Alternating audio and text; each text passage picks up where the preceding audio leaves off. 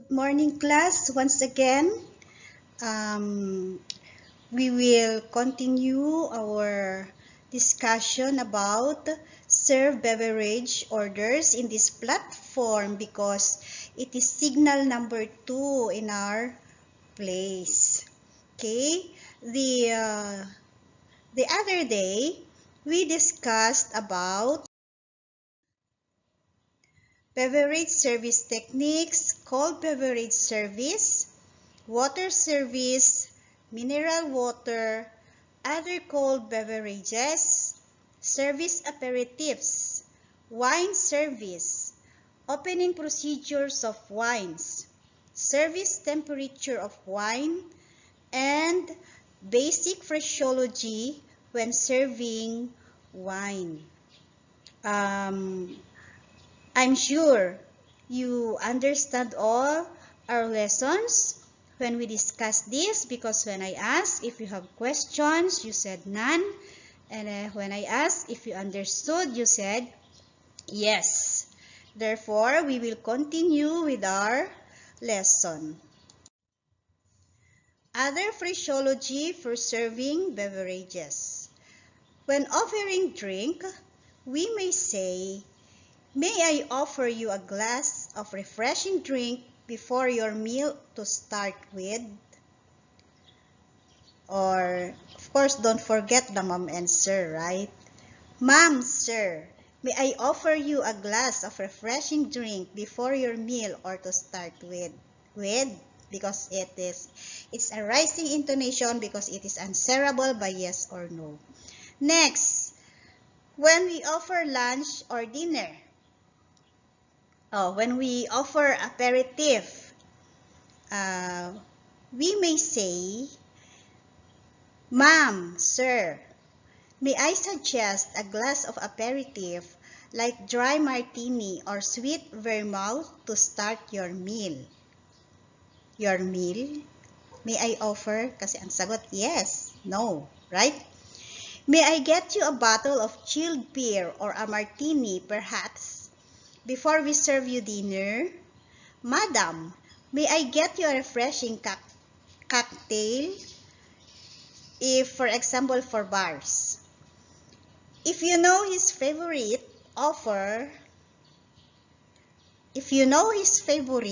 so you see, there's a difference pag may kama or wala. Offer it before he asks for it. Suki na natin si customer, kaya alam na natin ang kanyang paborito kasi yun at yun ang lagi niyang ino-order. Kaya, sabi dyan, if you know his favorite, offer it before he asks for it. So, paano natin i-offer? For example, "Mr. Cardenas, shall I get you your favorite martini?" Ganon. Or, "Miss Bailon, shall I get you your favorite vodka?" Di ba? Kukunin ko na po ba yung paborito mong martini? Ganon. And then, ask follow-up question like, for martini, you can ask, "Would you want it sweet or cocktail?" For drinks ordered straight or on the rocks, ask, "Shall I make it double for you, sir?" For scotch, would you like your scotch go with water, soda, or ale on the side, sir?" Ganon. Diba? Next. When we offer drinks of the month or other drink specialties, we will say, "Ma'am, sir, do you like to try our famous martini drink of the month?"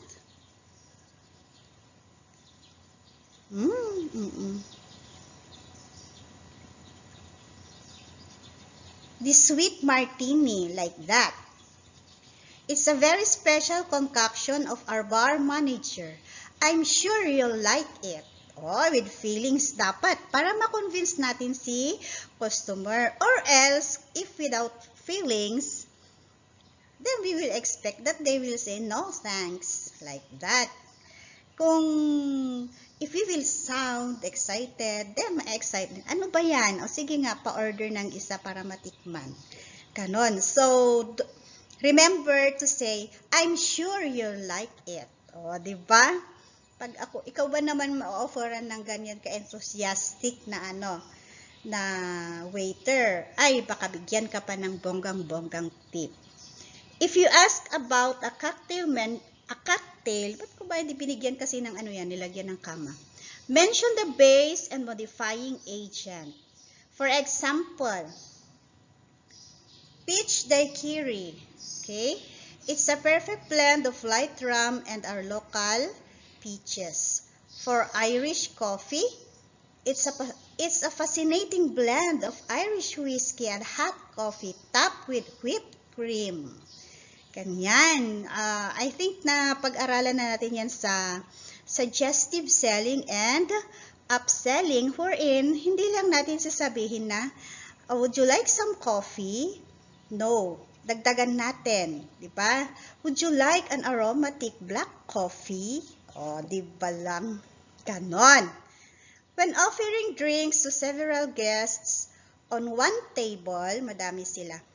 Use a variety of phraseology so as not to sound monotonous.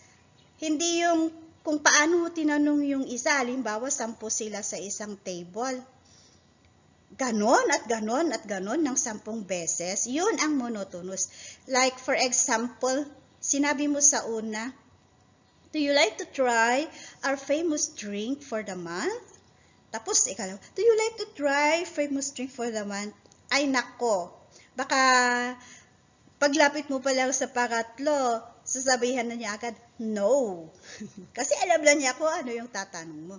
Kaya kapag halimbawa, iba-iba, baka aabangan ka pagdating mo sa kanya, ano naman kaya ang tatanong sa akin? Ganon. Kaya, use a variety of phraseology. Example, for the first lady, ask, Madam, may I offer you a glass of refreshing drink for you to start with? Una pa lang yon. And then for the other lady, she will be expecting that you will ask the same, so you will ask another. And for you, Madam, do you like to join her? Parang ganon. For a glass of refreshing drink, or you have a cocktail instead. Inulit mo nga, pero mayroon ka namang idinagdag. Okay? For the gentleman. Tapos may gentleman sa table. And our gentleman, shall I get you a bottle of beer or a shot of brandy? O, diba? And for the host and you, sir, what drink do you like with? Ganon. Iba-iba ang paraan ng pagtatanong. Kahit na ang tinatanong natin ay pare-pareho lang naman na ano pong iinumin ninyo, 'di ba? Para hindi monotonous or yun at yun pa rin. When the glass is almost empty, offer another drink. Shall I get you another round of your martini? Ganon. Huwag nating hintayin super empty. Sabi natin sa past lesson, almost empty. Pag 1/4 na lang yung nakikita natin sa glass nila, mag-o-offer na ulit tayo kung gusto ba nilang dagdagan natin ulit ang kanilang mga drinks. Okay? For special occasion that calls for celebration, like a birthday or anniversary, anong sasabihin natin? I understand that you are celebrating a special occasion tonight. May I suggest a bottle of champagne to highlight the occasion? Diba? Halimbawa, wala silang plano, soft drinks lang, ganyan-ganyan. Pero kung mag-aalok ka ng champagne, they might order. And that means, again, additional income. Okay? And that's upselling. If a guest is ready to order wine, say, pag order na sila ng wine, sasabihin mo, Sir, may I suggest a bottle of wine to complement your meal? Or perhaps you would like to see our wine list. Sir, if you have made your choice, may I take your wine order? Ganon. Okay, so wag nating sabihin, tatawagin ka pa. So sabi nga natin, titingnan ka, lilingunin ka kapag mag-o-order na. After taking wine order, repeat the order. Lagi at lagi yan. Sabi ko nga, Thank you very much, sir. You're having a bottle of martini, kung martini yung order. Tapos, vodka kung vodka. Hot beverage service naman. The quality of hot beverage service is critical because it is often a guest's last impression of a dining experience. Tapos na silang kumain, kaya magko-coffee na. So, critical pa rin yun kasi kung merong first impression last, merong ding last impression last. Diba lang? Coffee or tea may be served as a one-step or two-step procedure depending on the number of guests at the table. What is one step? It is a service means that the warm cups and saucers, spoons, and condiments are brought to the table on a beverage tray at the same time. Take note of that class. Of the same time as the coffee or tea into the cup, like in the picture. Kung mapapansin ninyo yung tasa, meron na agad lamang coffee or tea. Tapos, meron na rin siyang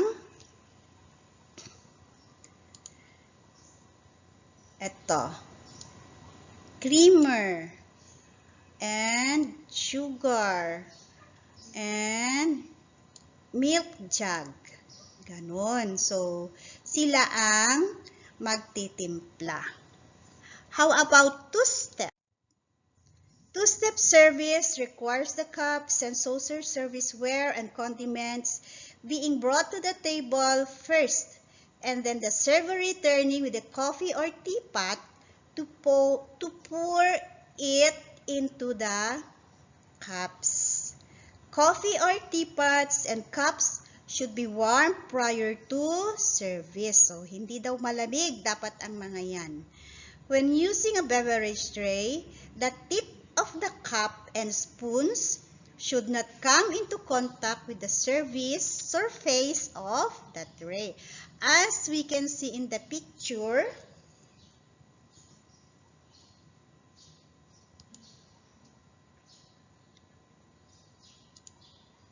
ito yung tip ng cup and ng spoon ay nakapatong doon sa saucer. Hindi diretso dito sa tray. Tapos, ito si cups, si saucers, and condiments. Nakalagay siya sa tray. Yan, lalagay yan sa harap ng guest muna. Mauuna silang masiserve, tapos babalikan niya si coffee or tea pot. Tapos, ibubuhos sa harap ng guest. Yan. The cup and saucer should be placed to the right of the cover with the handle at 4 o'clock position. The spoon may be placed to the right of the cup to the right of the cup and saucer. I don't have my glasses, that's why. Nahirapan akong basahin yung isinulat ko rin sa kasi nagre-reflect siya sa camera para akong bulag kung naka-anchokos ako. Okay? Kaya mali-mali ang pagbasa ni ma'am. Huwag niyong sabihin, ay si ma'am di marunong magbasa. Okay? So, yung 4 o'clock, itsura ng 4 o'clock is ganyan. Nakaganon siya, 4 o'clock. Pero, napag-aralan din natin before na pwede namang 3 o'clock. Ito, si handle na andito. So, pag ganon siya. Okay? That is 4 o'clock position. The spoon may be placed to the right of the cup and saucer. Cream, half and half, or milk should be kept refrigerated and poured into a creamer immediately prior to service. In upscale restaurants, the cream or milk will be heated. Okay, so ito yung ano pala, nauna si cream or milk. If unwrapped sugar cubes are used, tongs should be provided. This is the unwrapped sugar cubes, and this is the provided tongs. The creamer and sugar bowl should be placed in front of the guest of honor or women at the table. This is the sugar and this is the creamer. Ito ay takip ng sugar. For our coffee service, depending on the style of menu, coffee cups may be either preset on the table or brought to the table when the guest orders coffee. Breakfast service often requires presetting coffee cups, saucers, spoons, and sugar and sweeteners. Here are the fundamentals of coffee service. While pouring, catch drips with a service towel. No? Andito paano ba? Yan. Dito si service towel. Tapos, catch drips. Demo ko yan sa klase natin. You just have to recall. Okay? Pour the coffee into each cup at the table until it is only 3/4 full unless the guest has specified black coffee. As for the 3/4 full, na-demo na din natin yan sa classroom. When using individual pots, place the pot to the right of the guest. If a guest orders more coffee after a considerate time has passed, replace the cup with a new one. Halimbawa, nagkukwentuhan sila, hindi nila namalayan yung oras, medyo matagal na pala, palitan muna naman ng bago ang kanyang gamit ng cup. No? Para order ulit sila ng panibagong coffee. Ganon. If a French press is offered, ask the guest whether they prefer to press the plunger and serve themselves. I will upload another video demonstrating on how to use French press, because luckily my sister-in-law gave me a French press as my Christmas present last Christmas. Okay? Hopefully sa mawawala na ang bagyo at sa face-to-face na magkakape tayo ng barako using that French press. Tea service. Tea generally refers to a beverage that is made from an infusion of the leaves of Camellia sinensis prepared in boiling water. There are, however, a number of herbal blends that also fall into this category. The following fundamentals are essential to steeping the perfect cup of coffee. Steeping, yung pag-mix natin sa coffee, sa tea, doon sa tubig. Most establishments use commercial grade bagged tea, bagged, nasa loob ng coffee bags because it is convenient. Kasi ano na siya, strained na siya kapag nasa loob ng coffee bags. But higher quality loose teas are often used in fine dining establishments. Makikita natin mamaya yung itsura ng loose tea. Use the following procedures when serving tea. When a guest requests tea, bring a selection of the available teas for the guest's perusal. So, pagpipiliin. Pag sabihin, can I order tea? So, bibigyan natin sila ng kanilang pagpipilian. Yan. After a guest selects a tea, place the packet on a bread and butter plate with doily. So, ito yung sinasabi natin na doily. May design. So, this is the packet. Pakete. No? Kapakete sila. Hindi porket nakapakete siya, ganyan na yan na ibibigay natin. No. Ilalagay pa natin siya sa doily na nakapatong din sa bread and butter plate. O, di ba lang? Or put the loose tea in a tea strainer. So, ito pala yung sinasabing loose tea. Hindi siya nakalagay sa bag or tea bags. So, ano to? It's a scented tea. Meron siyang scent. Ito ay homemade,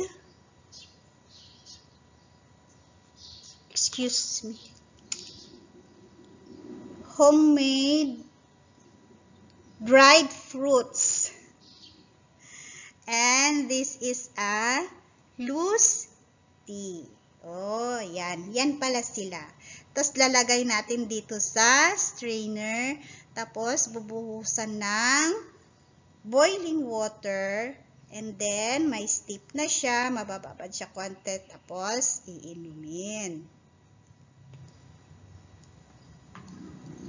Okay. Tapos, dito na ilalagay si strainer pagkatapos gamitin with all the loose teas inside it. These are the recommended steeping times and temperatures for various kinds of tea. Yan, sinusukat pa kaya yung temperature. Meron silang, parang thermometer na pasadyang makita yung temperature ng tubig. Okay? So, for green tea, steep at 160 to 180 degrees Fahrenheit or 71 to 80 degrees Celsius. Depende sa sukatan ng thermometer para dyan. For 2 to 3 minutes. Sandali lang yung green tea. For red tea, steep at 195 to 212 degrees Fahrenheit or 91 to 100 degrees for 3 to 4 minutes. And for black tea, steep at 200 to 212 degrees Fahrenheit, 93 to 100 degrees Celsius or like that for 3 to 4 minutes. Okay? For iced tea naman, more than 80% of the tea consumed in the United States is iced tea.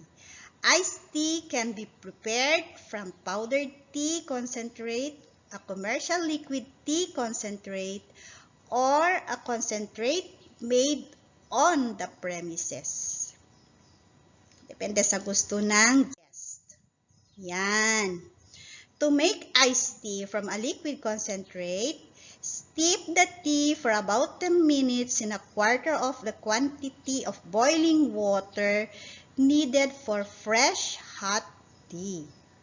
Remove the tea bags or strain loose leaf tea. Dissolve sugar or other sweetener in the hot concentrate.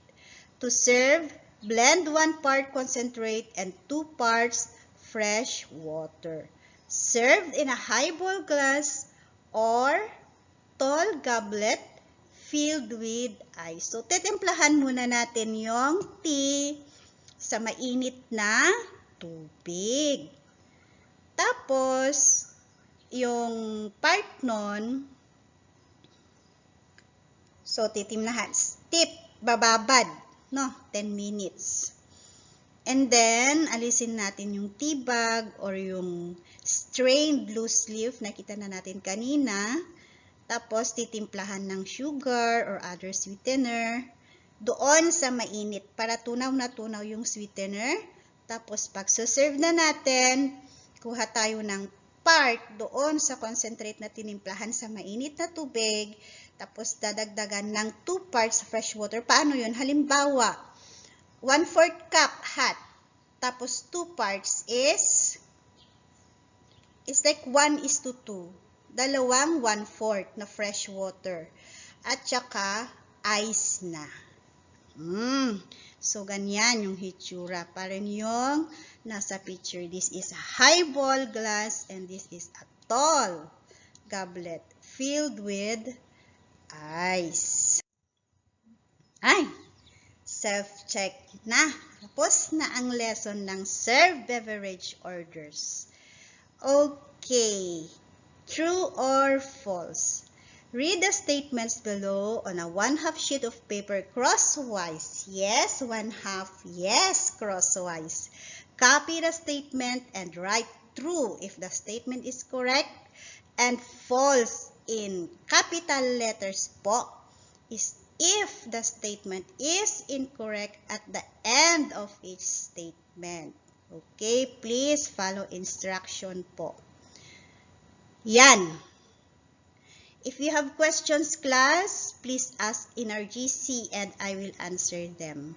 This is to be passed as soon as we meet each other again during our face-to-face classes because today is Thursday, maybe tomorrow classes are suspended again, so I will make another video lesson again for tomorrow.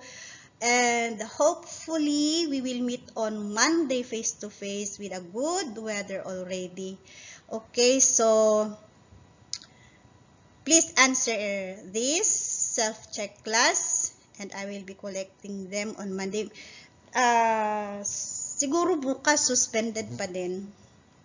Pero sana hindi na para kita-kita pa rin tayo bukas. Pero kung hindi, sabi ko nga, gagawa ulit ako ng bagong ganito sa susunod na lesson natin para meron na naman kayong panunuorin bukas at meron na naman kayong ipapasang dagdag nito sa Monday. Ganun, class. Kaya kahit bumabagyo, nakakapag-lesson pa rin tayo. Salamat sa technology na ito. Okay? So, ang susunod na lesson natin ay process payments and receipts. See you again tomorrow, class, in this platform. Stay safe and answer now our self-check 4.4B. Bye!